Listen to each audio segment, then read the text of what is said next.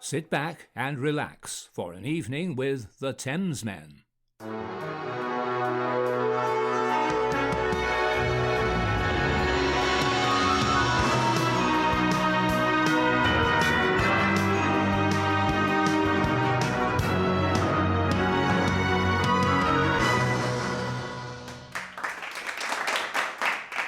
Hello. What was that? That was me whipping you from San. Hello, everyone. My name is Alex. Why were you whipping me? I'm whipping George from San Francisco. Is that what we do? Yeah. Who are you then, George? I'm George. That's who I gave the whole secret away. Who are you, Robert? I'm George. I'm in Los Angeles. And you, Bert? No, I'm not. But I do look a bit like Bert. We're becoming the Bert, Ernie and Bert from the Muppets. Speak for you. We are Muppets, that's for sure. But I think if I were a Muppet, yeah, you know who I'd be? Who would you Beaker. be? That's it. That's it.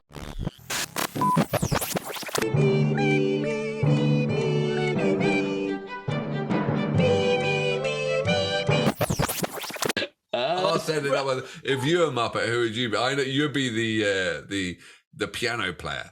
The piano. I would like to be the Swedish chef. I'd like to be. No, You're I know not. I'm not, but I'd like to be. I'm probably one of the grumpy old men on. You are Beaker. That's the weirdest thing.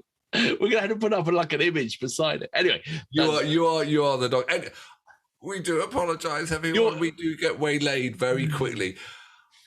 I think we both suffer from ADHD. Anyway, but you've joined us on Australia Week. Australian Week, yeah, exactly. And we are on day 4, and we come to the big one. So this one is so thank you, Chris, again for your help.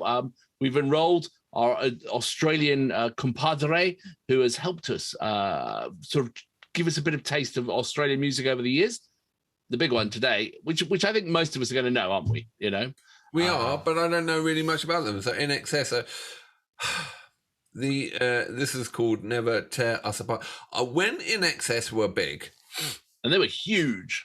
When they were big, I was in tie-dye listening to Hendrix and Zeppelin, and so I was a throwback to some. So that whole period, I never really got into it. Kind of the late 80s. I missed all that music. So going back and listening to it with fresh ears, it's all new to me. I know nothing about Inxs. Well, apparently, so this, I mean, Chris had given us a link for a particular track. Unfortunately, it doesn't appear to be working anymore. So we're going to go back to the official video for Never Tear Us Apart. We thought it'd be a safe place to check it out. So the lead singer, Michael Hutchence, was the man, of that era, the late 80s, early 90s. And apparently the band did pay its dues because they were touring as support for Cold Chisel, which was the band we had yesterday, who were amazing. So if you were sort of apprenticing under Cold Chisel, you could see where you could get some chops from, because and if you didn't see the last 3 videos we did, I mean, yesterday was Cold Chisel. Go back and watch. It was. I never heard that track before. It's bloody brilliant. Now, one of the reasons that they might have got the success was apparently before they were called Inxs, they were called The Vegetables. Oh. And I think they made a smart career move with going for their Inxs from The Vegetables, really. Well, talking of changing their names, I think I've mentioned this before, Gary Glitter, which, we don't really talk about in public circles. It's like a call. We don't. But do you know, his manager came up with 2 names and he picked Gary Glitter. Do you know what the other name was? And this is absolutely true. Am I going to walk into one of your bad No, you're not. This is absolutely true. He had a choice. I'm not answering. No, he had a choice between Gary Glitter and Terry Tinsel. And he chose Gary Glitter. Oh my God, Terry Tinsel. Absolutely brilliant. Anyway, so they were The Vegetables. They did a good choice as well. Inxs is better. Inxs is also it's a clever name. Vegetables, hard word to spell. Well, maybe. It is. It wouldn't look good on a T-shirt. It wouldn't fit on a T-shirt. not like the Angels and their t-shirts. But anyway, so anyway, they played support for Queen at Wembley in 1986, and they did a tour of the States, and Musician Magazine apparently called them the best live band in the world. So no way, they were that big. Yeah, they got huge. I mean, I remember never-ending Inxs being played in England, and they made it over here, everywhere. Yeah, they were huge. So. And I mean, do you know anything about them? Do you listen to them now? Not now, no. And I because I think it was almost overplayed in the end of the 80s, and I think it'd be interesting to go back to now. I think probably. I think that I was missing the whole of the 80s and late 80s and 90s music wise, and it wasn't just I'm singling out Inxs. I think that I was in a different groove, and so and obviously there were some amazing bands. Why wouldn't there? I was just on another beat, so it's really interesting to go back and listen. And anyone who backed up Queen, right? Anyone who's backed up, and being called the best live band in the world, and they're going to be great. So I'm looking forward to this. Well, it's a bit of a segue to what we're going to be doing soon, the New Romantics Week, which is absolutely of the 80s, totally. And so while you had that New Romantic sort of shell of elements. And so people like Inxs were the sort of the outside of it. They were the rock side, if you see what I mean, the rock poppy kind of bands. And so there were sort of different genres within that time zone. So when we come to the New Romantics, it'll be interesting. Good reference. Well, I'll tell you what, I've heard 3 tracks over 3 days of Australian bands that I never heard of. The musicianship is off the charts. Mm-hmm. Songwriting's been off the charts, and I'm in love with the Australian music scene, so this should be good as well. Excellent. All right, well, let's check it out. And let me get myself set up here. Inxs, Never Tear Us Apart. All right, are you ready? I'm ready. Are you ready? Yeah, I'm ready, big boy. 3, 2, 1, boom.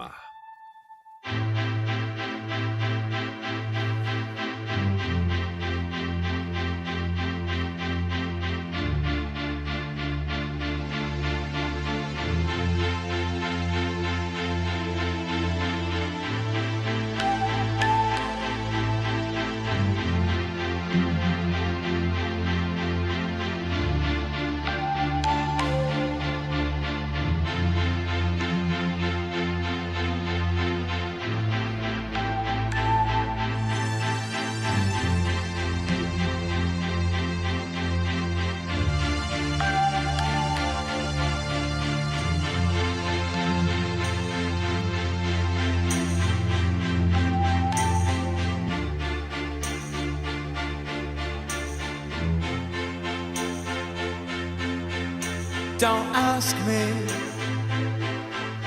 what you know is true. Don't have to tell you I love your precious heart. I was standing, you were there. 2 worlds collided, and they could never tear us apart.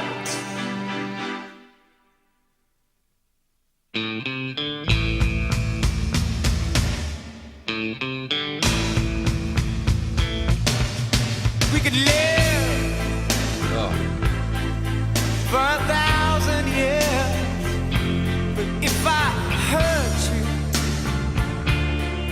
I make wine from your tears. I told you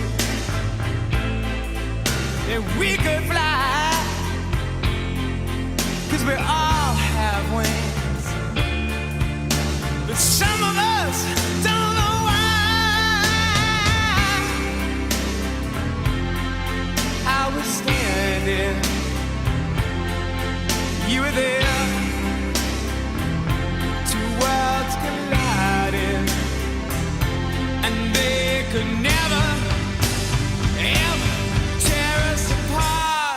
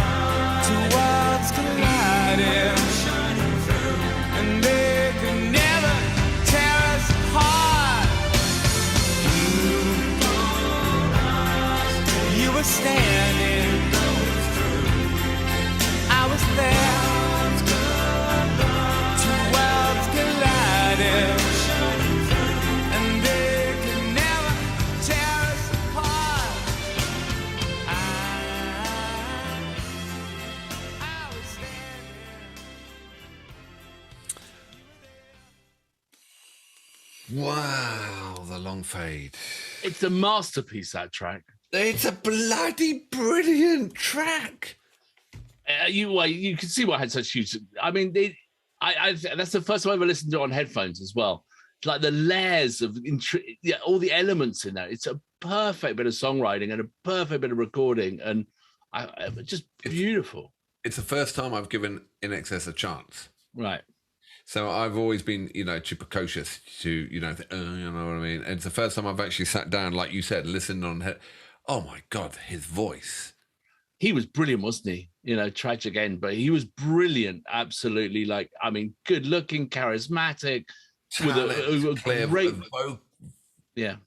But yeah, you're absolutely right. Good looking, charismatic, vocal range, clear tone, just had everything. Yeah.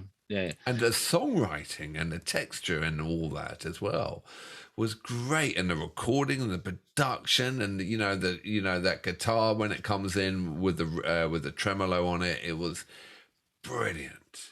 Now we're doing Aussie Week, and they're obviously an absolutely Australian band. But do you think they feel Australian band? Yes, because I think it was it he said the word you, but he didn't say you. He said yeah. Okay. Yeah, so I heard. I'm not going to do any accents because that would be insulting. I heard the Australian accent coming through. You could in terms of could that song being written in Ireland or could that song being written in Denmark? Could be written anywhere. Of course, but yes. But in terms of production, it could have been produced in LA and it could be produced in San Francisco. But as his accent was coming through. Yeah. What are your thoughts?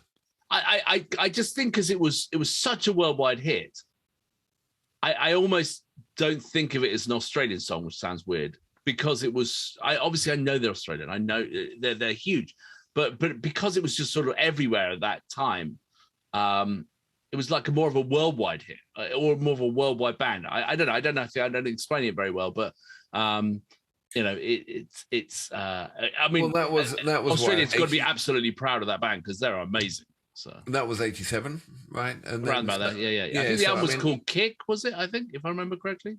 Well, I mean, even back in the 70s, English bands were going off to south of France, like the Stones, to record, Exile Main Street or whatever. And yet that's not a French, it doesn't matter where it's recorded. They are an Australian band. Yeah. But there was so much class in that. Yeah. In the songwriting and the production and it was absolutely top-notch musicianship and writing and production, and so it might have taken the world to get that hit, but they're an Australian band, and I don't think it's aged either. I think you could listen to it now and not think, oh, that's just some 80s track. There was one thing. What? Alto sax.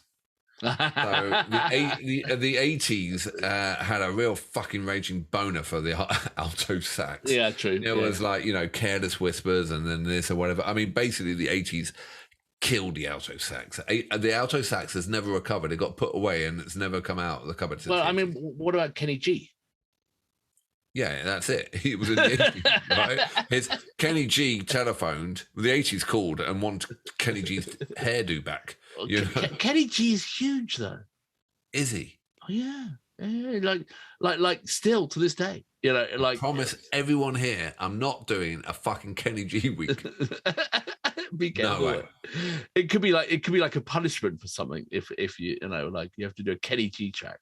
You think that if we find some some terrorists or whatever who just submit them to Kenny G, don't play the Metallica role all the time. Just play them Kenny G. Well, no, actually, Kenny comes in with his alto sax.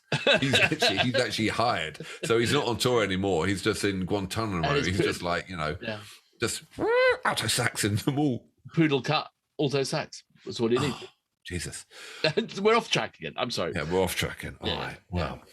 All right. Well, that was absolutely, and I'm sorry that we didn't do a live track because Chris said that the musician magazine called the best live track in the world. So, if there is something that we need to see, a link to a blinding live performance, that would be awesome. Something that is just going to. Well, I doubt it could beat that, but if they are that great live, George, would love to see them, and we'd love to react to it as well. So please, if you could like, subscribe, and put the comments down below, that keeps the whole ball rolling.